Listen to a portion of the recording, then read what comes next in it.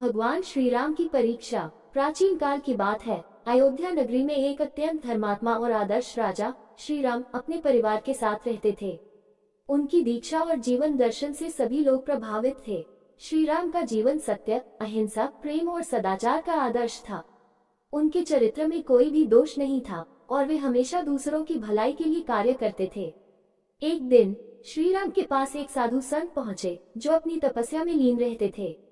उन्होंने श्री राम से कहा, राजन, मुझे आपके जीवन की एक बात समझ में नहीं आती। आप जैसे परमधर्मी व्यक्ति को भी कभी कभी कष्ट क्यों झेलने पड़ते हैं? आप एक महान राजा हैं, फिर भी आपके जीवन में दुख क्यों आते हैं?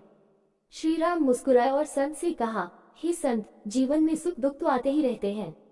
ये जीवन भगवान की इच्छा और हमसे जुड़े कर्मों का परिणाम है।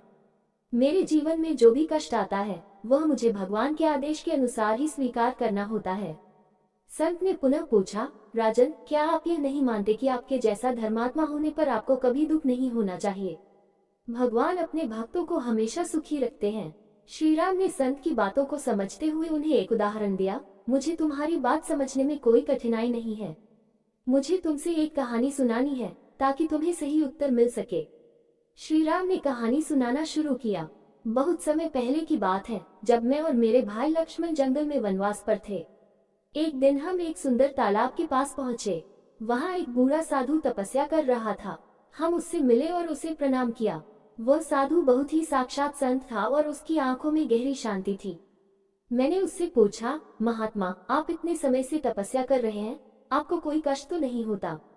साधु ने कहा, राजन, तुम्हारे जैसे परमधर्मी राजा के लिए कष्ट क्यों न होगा? क्या तुम नहीं जानते कि हर एक जीव को अपने कर्मों का फल भुगतना पड़ता है, चाहे वह कितना भी पवित्र क्यों न हो? ये भगवान की इच्छा होती है कि हम जो कर्म करते हैं उसका परिणाम हमें भुगतना पड़ता है। मैंने कहा, परंतु आप तो संत हैं और आप तो भगवान की कृपा से दुखों से परे होते हैं। साधु ने मुस्कुराते हुए कहा, तुम्हें ये समझने के लिए एक अनुभव चाहिए।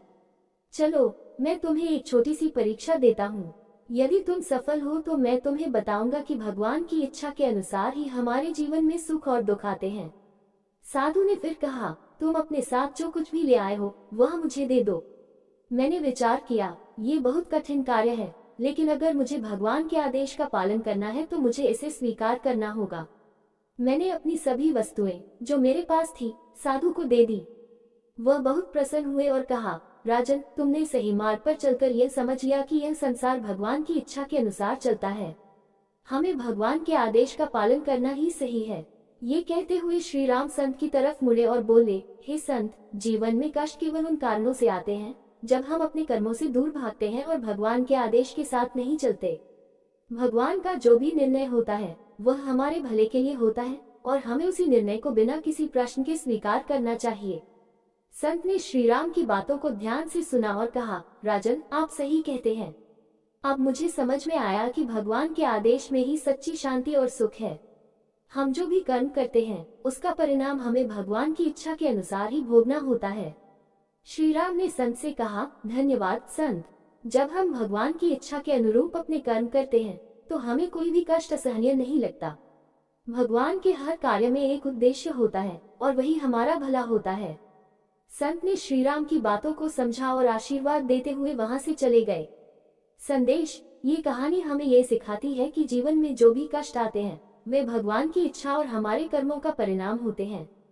हमें भगवान के आदेश का पालन करना चाहिए और उनके द्वारा निर्धारित मार्ग पर चलना चाहिए। तभी हम सच्चे सुख और शांति का अनुभव कर सकते हैं।